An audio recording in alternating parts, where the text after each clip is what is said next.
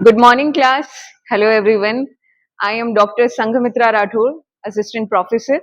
Today, we are going to learn Curriculum Vitae. For your concern, for your convenience, I am going to teach you in both the languages. Hindi और English हम दोनों में सीखेंगे, ठीक है? तो शुरुआत करते हैं आज की क्लास.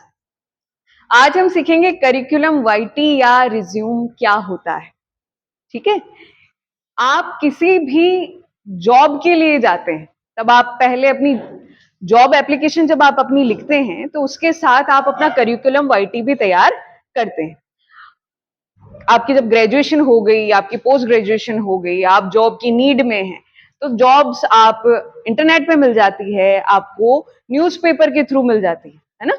आप जॉब ढूंढ रहे हैं, फिर आप वहां पर जब कांटेक्ट होता है तब आप वहां पर आजकल आप मेल करते हैं, पहले लोग लेटर्स लिखते थे, है ना? और उसके साथ भी प्रिपेयर आर करिकुलम वाइट. वहां पर करिकुलम वाइटी में आप अपनी सारी बेसिक इंफॉर्मेशन डालते हैं. देखिए, मान लीजिए आप किसी टीचर की पोस्ट के लिए अप्लाई कर रहे हैं, किसी कॉलेज में वैकेंसी निकली है कि भाई हमें हिस्ट्री का असिस्टेंट प्रोफेसर चाहिए और आप वहां पर अप्लाई कर रहे हैं. तो आपको जब सामने वाला हायर करेगा तो यू शुड हैव समथिंग, आपके पास कुछ क्वालिफिकेशन होनी चाहिए, उसके बेसिस पे आपको हायर किया जाएगा. तो हम दो चीजें साथ लिखते हैं, एक लिखते हैं जॉब एप्लीकेशन और एक हम लिखते हैं करिकुलम वाइटी या रिज्यूम, ठीक है? इसमें आपके क्या क्या मेजर पॉइंट्स होते हैं, कैसे लिखा जाता है, आज हम डिटेल से इसको पढ़ेंगे. सबसे पहले हम करिकुलम वाइटी में लिखते हैं बच्चे personal information. Personal information it will consist, इसमें आपका नेम होगा, आपकी डेट ऑफ बर्थ होगी, नेशनलिटी होगी, आप कौन से राष्ट्र से आते, भारतीय हैं आप सभी, ठीक है?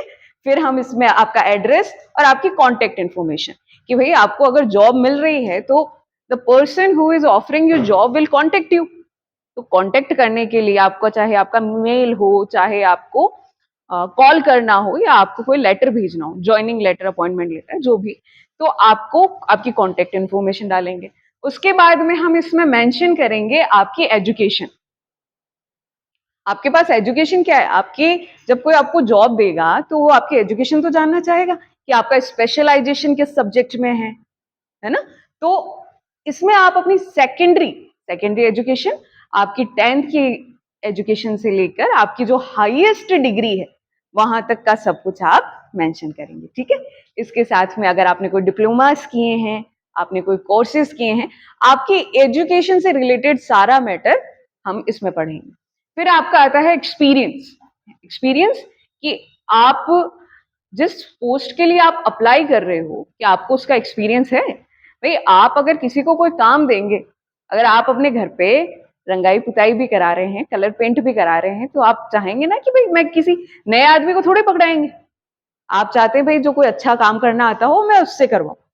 सो उसी तरीके से जब आपको कोई जॉब देता है तो वो देखना चाहता है कि भाई वो जो काम आपको दे रहा है आपको उसका एक्सपीरियंस है कि नहीं, if you have the experience और नॉट, ठीक है?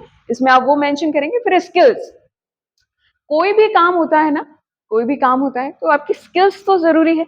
कि अगर आप मान लीजिए अगर आप स्टेनोग्राफर की पोस्ट के लिए अप्लाई कर रहे हैं तो आपको टाइपिंग तो आनी चाहिए, वो आपकी स्किल हो गई. आप टीचर की पोस्ट के लिए अप्लाई कर रहे हैं तो आपको कम्युनिकेशन तो आनी चाहिए. क्लास में आके बात क्या करोगे फिर?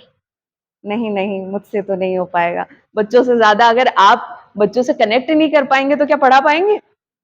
तो इसमें आपकी कम्युनिकेशन स्किल आ गई. आप अगर किसी दूसरी पोस्ट के लिए अप्लाई करते हैं, दूसरी जॉब के लिए अगर आप किसी कॉल सेंटर में बात करते हैं तो आपको कंप्यूटर यूज करना आना चाहिए, है ना? आपको बातचीत करना आना चाहिए. आप अगर सेल्स में जा रहे हैं तो आपको कन्विंसिंग आपकी आनी चाहिए, है ना? तो आपके स्किल्स के बारे में हम बात करेंगे. एक लैंग्वेजेस, एक होती है हमारी मदर टंग, जैसे हमारी राजस्थानी है, हम घर पे बोलते हैं. एक होती है जो लैंग्वेज हम स्कूल और कॉलेज में पढ़ते हैं, जैसे आप हिंदी में पढ़ते हैं. और एक लैंग्वेज जो आपकी third language which you learn during your education period, वो चाहे आपकी संस्कृत हो गई, इंग्लिश हो गई. तो आपको कौन कौन से लैंग्वेजेस आती है? भाई कुछ ऐसी जॉब्स होती है ना जिसमें आपकी लोकल लैंग्वेज मांगते हैं, है ना? कि आपको वो आती है नहीं, आपकी इंग्लिश में फ्लुएंसी है या नहीं. They want to know all about you, in what languages you can speak, है ना? तो we will mention the languages, then we will come for the achievements कि what achievements you had in your all over life, कि भाई आपको कुछ awards मिले हैं, आपको कुछ सर्टिफिकेट्स मिले हैं, है ना? तो आपको कोई recognition मिला है, that will fall into the category of achievements. Then the objectives. Objectives means why do you want to work here? कि भाई ये जो कंपनी है या जो कॉलेज है, स्कूल है जिसमें आपने अप्लाई किया है, आप वहां पे काम क्यों करना चाहते? रीजन तो हुआ बहुत। आपका एक ही रीजन, वहां पे सिर्फ मनी डाल के मत आ जाना। हम वहां पे भाई आप सिर्फ मनी के अलावा भी तो आप काम करते हैं ना, आप सीखने के लिए काम करते हैं। कई बार आप ऐसे इंस्टीट्यूट में काम करना चाहते हैं, ऐसी कंपनी जो बहुत प्रेस्टिजियस कंपनी है, आपको लगता है कि हाँ, if I work there my prestige, my reputation will increase. होता है ना कि भाई अगर आप अप्लाई कर रहे हैं, आप आईआईटी के लिए अप्लाई कर रहे हैं, आपको लगेगा हाँ, इट विल इंक्रीज, है ना, कि ये जो है वो मेरी रेपुटेशन को इंक्रीज करेगा। और आपको फोटो जरूर लगानी होती है कि आपको पहचाना जा सके। ठीक है, तो सबसे पहले हम पर्सनल इंफॉर्मेशन की बात करते हैं। तो कोई भी हम जनरल नाम ले लेते हैं और हम बनाएंगे सीवी। तो आप नोट डाउन करना शुरू कर दीजिए। ये आपका सीवी, और इसको हम शॉर्ट फॉर्म में सीवी कहते हैं, और वैसे हम इसे रिज्यूम भी कहते हैं। वैसे क्या कहते हैं? रिज्यूम भी कहते हैं। ये सीखिए, बहुत काम में आएगा। मैं आपको होमवर्क दूंगी, आपको बना के भी लाना। ठीक है, तो पर्सनल इंफॉर्मेशन आप अपनी फोटो पेस्ट करते हैं। सबसे पहले आपकी जो लेटेस्ट फोटो है, बचपन की मत डाल देना, है ना, दो चोटी बना के स्कूल की ड्रेस में, बचपन की नहीं, आपकी latest photo. We need your latest photo. तो आपकी लेटेस्ट फोटो जो है वो आपके यहां पर आप पेस्ट कर देते हैं। ठीक है, आपको क्या लिखना होता है? सबसे पहले आपको लिखनी होती है अपनी personal information. You have to write your personal information. And what will you write in your personal information? First of all your name, कि भाई आपका नाम क्या है, अप्लाई जो कर रहे हैं। तो आपने नाम ले लिया, जैसे एक सिंपल सा आपने नाम ले लिया, आपने अपना नाम ले लिया, जैसे मिस पूजा, आपने अपना नाम ले लिया। ठीक है, आपका नाम हो गया मिस पूजा शर्मा, ये मान लीजिए आपका नाम। ठीक है, then we will go for the date of birth. ठीक है, आप जेंडर भी लिखते हैं, नेम लिखा आपने, आप लिखेंगे अब अपने फादर्स नेम। जैसे फादर्स नेम आपने लिख दिया मिस्टर राम शर्मा।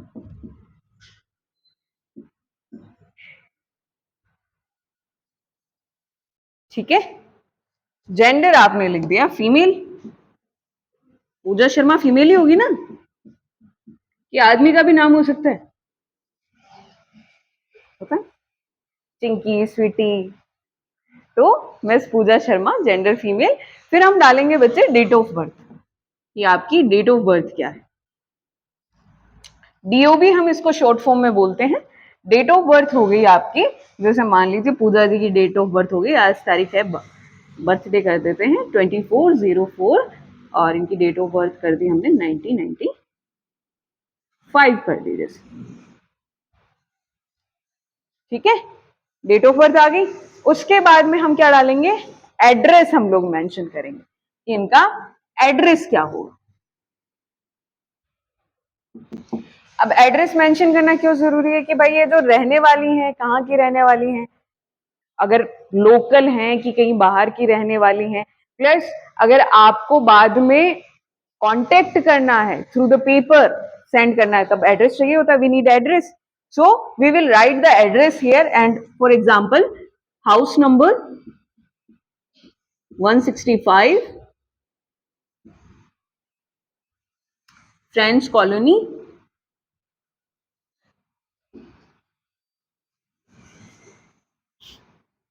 शास्त्री नगर,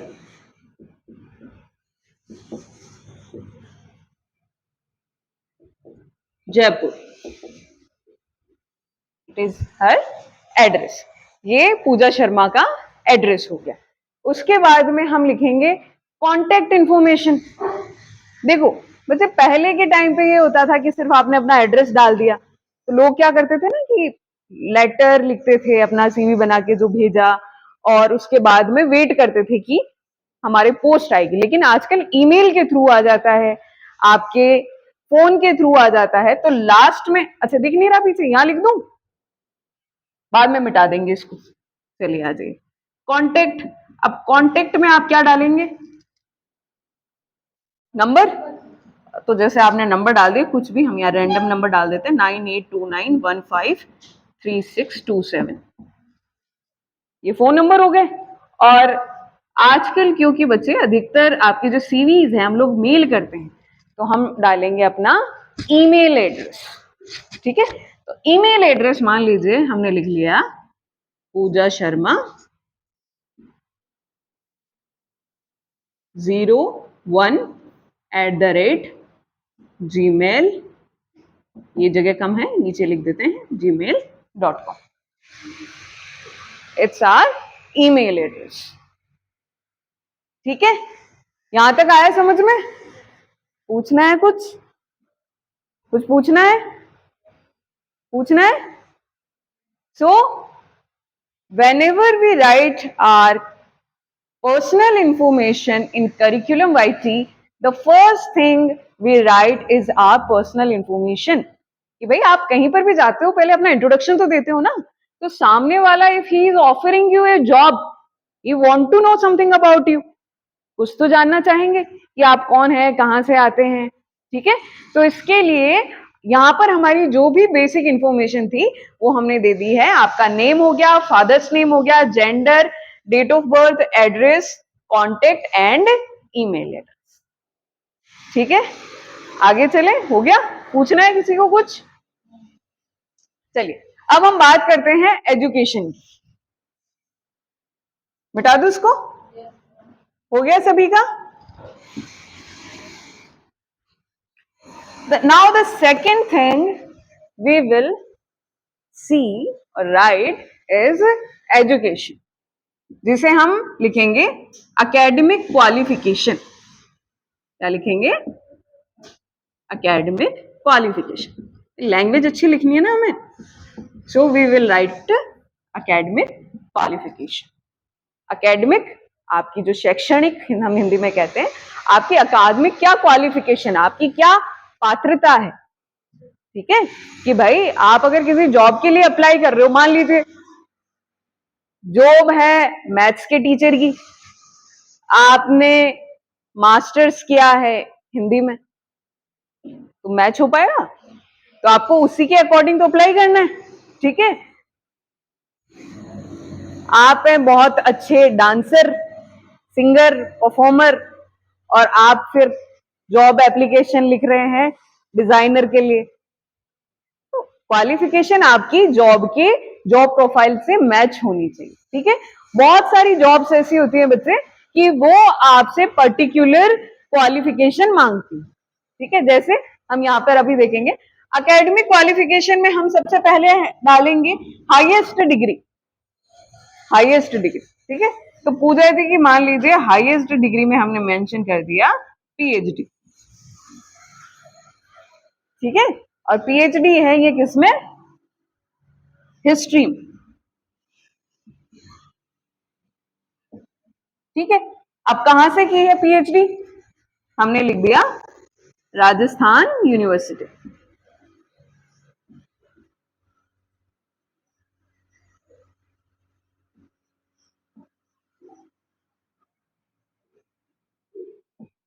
अब पीएचडी इनको अवार्ड कब हुई वो हमने लिख दिया, जैसे 2022।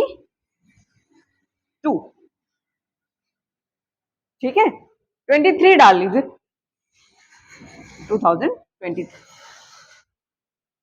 ठीक है, दूसरी जो एकेडमिक क्वालिफिकेशन है ये हम लिखने हैं बेटा हिस्ट्री के। मान लीजिए हिस्ट्री के असिस्टेंट प्रोफेसर की वैकेंसी आई है और हम उसके लिए अप्लाई कर रहे हैं। ठीक है, तो सबसे पहले आपने जैसे पीएचडी डाल दिया, उसके बाद में आपने डाल दिया नेट। UGC net. तो इसमें आपने लिख दिया कि भाई ये जो है क्वालिफाइड हुई थी कब,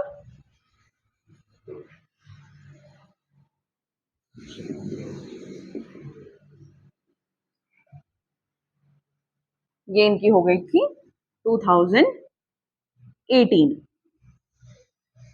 ठीक है, 2018 में नेट हो गई। फिर नेट करने के लिए क्या चाहिए, मास्टर्स, ठीक है। तो हमने यहां पर लिख दिया कि भाई इनकी जो एमए है वो हुई है मास्टर्स इन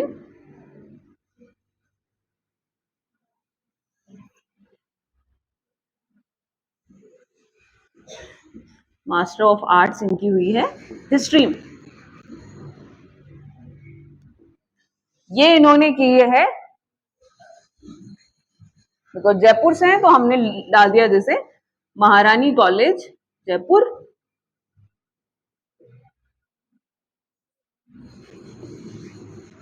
और ये हुई है 2017, ओके 2017।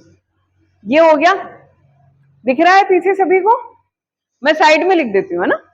उसके बाद में अब मास्टर्स करने के लिए क्या जरूरी होता है बच्चे, भाई बीए तो हो पहले, तो हमने डाला बैचलर ऑफ आर्ट्स। अब मास्टर्स 17 में हुई है तो बीए कब हुई होगी, 15 में, 2015। और ये हमने डाल दिया भाई कहां से की, इन्होंने की है महारानी college Jaipur.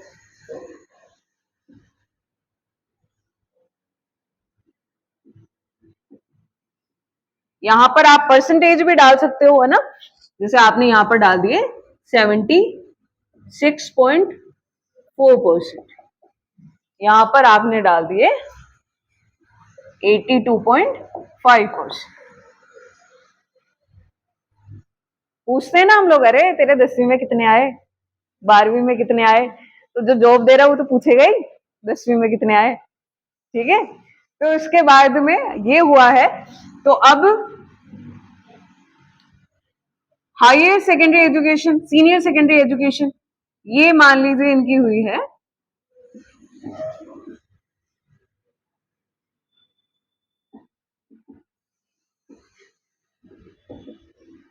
Senior secondary education इन्होंने की है बाल Bharati school Jaipur,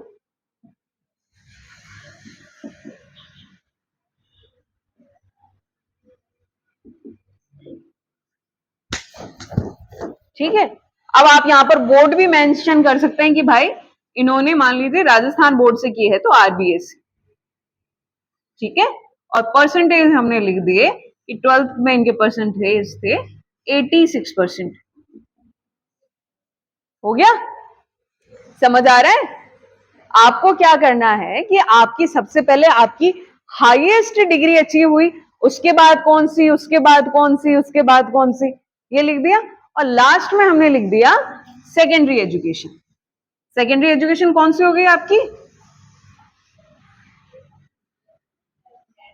secondary education जो नींदें उड़ाती है ना रात को, 10वीं की परीक्षा है रे पढ़ लो, वो वाले। तो सेकेंडरी एजुकेशन हो गई आपकी 10th class.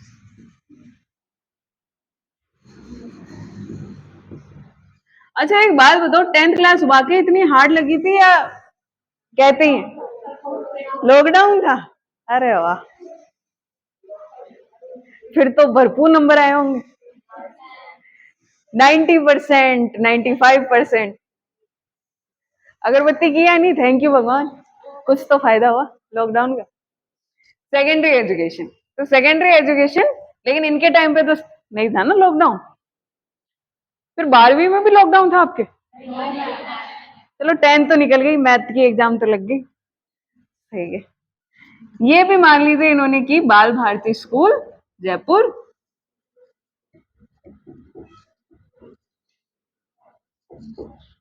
and we will also mention the board, we will also mention the board कि आरबीएसई है, Rajasthan board of secondary education, आपका सीबीएसई है या फिर आपका जो आईसीएसई इंटरनेशनल बोर्ड, ठीक है। तो हमने यहाँ पर फिर से लिख दिया आरबीएसई और क्योंकि यहाँ पर उस टाइम पे कोविड नहीं था तो पूजा जी के परसेंटेज आए हैं 78%।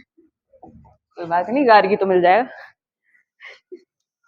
ठीक है, पूजा जी ने मेहनत करके बढ़ा लिए कितने 8% और बढ़ा लिए। तो ये हो गई बच्चे हमारी एकेडमिक क्वालिफिकेशन। तो अब तक हम लोगों ने देखा है personal information and academic qualification. यहां तक समझ में आया? पूछना है किसी को कुछ?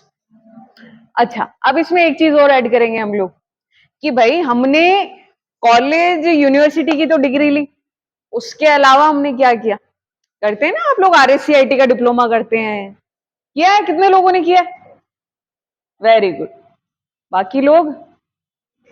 मैडम हम तो फोन में ही काम कर लेते हैं सारा। तो आप इसमें डिप्लोमास भी मेंशन कर सकते हैं ना। ये हो गया, मिटा दूं? चलो आधा मिटा देते हैं ना, आधा मिटा दें इस साइड।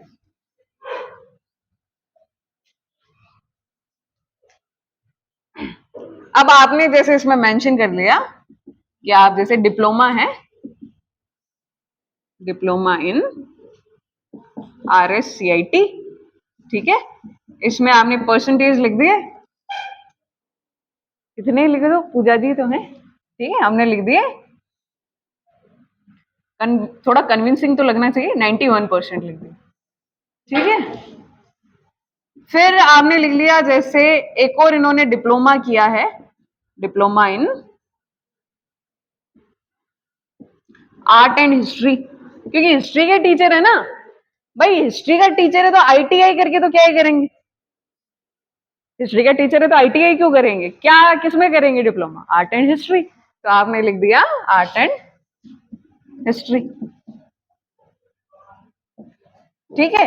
RSCIT आपका VMOU करवाता ही है, तो आपने यहां पर लिख दिया जैसे from VMOU, Vardhman Mahavir Open University हो गई आपकी, एक हो गई आपकी इग्नू, अरे शांति शांति, from IGNOU Indira Gandhi National Open University, ये आपकी कोटा और ये आपकी दिल्ली, न्यू दिल्ली।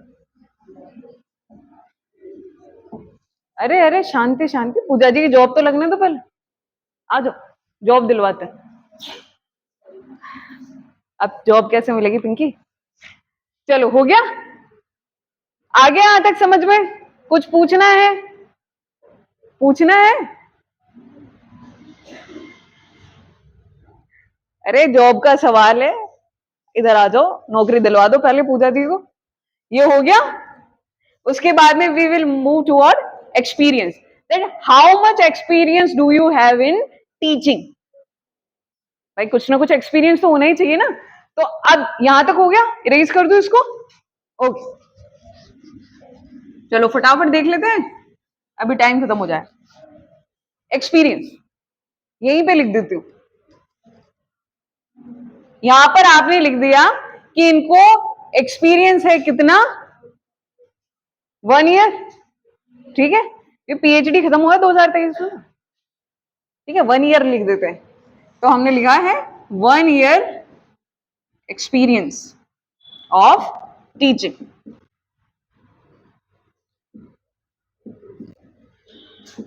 अब कहां पे पढ़ाया है इन्होंने? अब आपको यहां पर लिखना है इन्होंने पढ़ाया है जैसे Vedanta college, Vedanta PG girls college rings,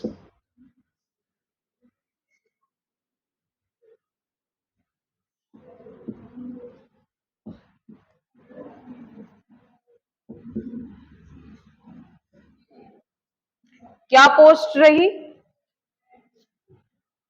as an, देखो असिस्टेंट प्रोफेसर को जब आप लिखेंगे ना बच्चे, तो इसको कैपिटल में लिखेंगे। पोस्ट है ना आपकी असिस्टेंट प्रोफेसर। अब क्या पढ़ाएंगी मैम? हिस्ट्री पढ़ाएंगी, तो आपने लिख दिया इन हिस्ट्री। ये हो गया एक्सपीरियंस। अब अगर कोई दूसरी जॉब आ गई, जैसे सेल्स है, तो सेल्स में आपने किसी कंपनी का नाम लिख दिया, है ना। अगर कोई दूसरी जॉब है, कोई भी दूसरी जॉब आ गई है ना, जैसे मैनेजर की पोस्ट आ गई तो आपने कंपनी का नाम लिख दिया, आप ज्यादा एक्सपीरियंस लिख रहे हैं, if you are writing the experience of 10 years you can also mention 2 or 3 companies, 2 और 3 कंपनीज का। यहाँ पर आपको अपनी क्रिएटिविटी दिखानी है, बढ़िया इमेजिनेशन, बढ़िया बढ़िया कंपनीज में डाल देना है, यूएस यूके जो आपको अच्छा लगे, अच्छी कंपनी में जॉब लगवाओ जी। ठीक है, ये आपका एक्सपीरियंस हो गया। यहाँ तक किसी को कुछ पूछना है, कुछ भी? आगे चले, आगे आ जाओ। लैंग्वेजेस, अब आपको लैंग्वेजेस कौन कौन सी आती है? अच्छा, स्किल्स रह गए, स्किल्स की बात करते हैं। आपका 4th पॉइंट है स्किल्स। अब ये आप मुझे बताएंगे कि भाई एक टीचर के पास क्या क्या स्किल होनी चाहिए? कम्युनिकेशन, तो आप लिख सकते हो उसमें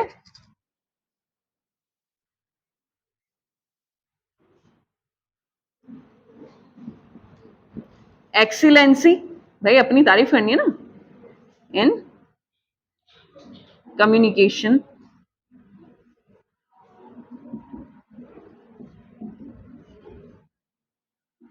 आप यहां पर मास वर्ड भी डाल सकते हैं, मास का मतलब हो गया बहुत ज्यादा लोग, ठीक है, एक्सीलेंसी इन मास कम्युनिकेशन। और क्या स्किल होनी चाहिए as a teacher? Self confidence, very good. Second point आपने मेंशन किया है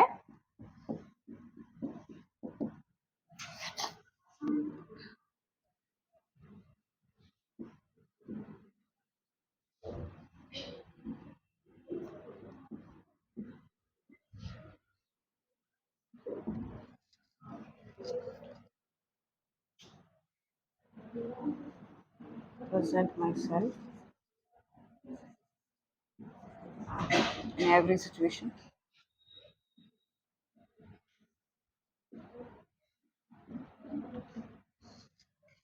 और कैसा होना चाहिए आपकी नजर में टीचर को? कैसा होना चाहिए टीचर को? हार्ड वर्किंग होना चाहिए कि टेस्ट ले लिया मैम ने जुलाई में, नंबर नहीं सुना रही फरवरी तक, है ना? तो how should a teacher be? Hard working होना चाहिए और पंक्चुअल होना चाहिए, टाइम पे आए, 10 बजे की क्लास है मैडम 10:30 आ रही हैं। और क्या क्या होनी चाहिए, क्या होना चाहिए? लीडरशिप क्वालिटी होनी चाहिए, वेरी गुड। और कि भाई अगर अपनी क्लास के लिए कोई इनिशिएटिव लेना है so she can take the initiatives, so leadership हो गई, हार्ड वर्किंग, पंक्चुअलिटी, और चलो सोच के बताओ, मैं लिखती हूँ तब तक। आपने लिख दी leadership quality along with being hardworking and punctual। आप चाहें तो इन पॉइंट्स को अलग अलग भी लिख सकते हैं, बहुत सारे पॉइंट्स हो जाएंगे आपके।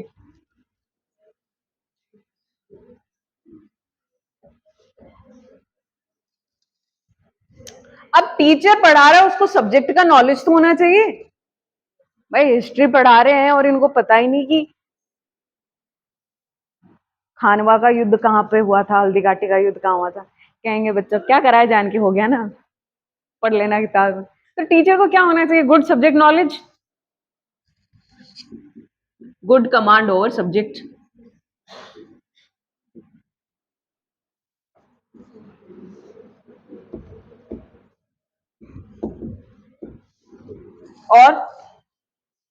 और कैसा होना चाहिए टीचर को? काइंड होना चाहिए, जेनरस होना चाहिए, हेल्पफुल होना चाहिए, डिसिप्लिन मेंटेन करना चाहिए, ठीक है। ये आपकी ये आपके ये आपके हो गए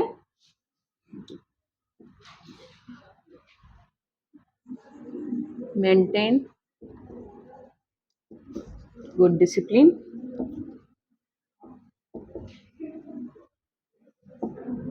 विद मेंटरिंग स्टूडेंट्स। हमारे मेंटर मेंटी स्कीम है ना,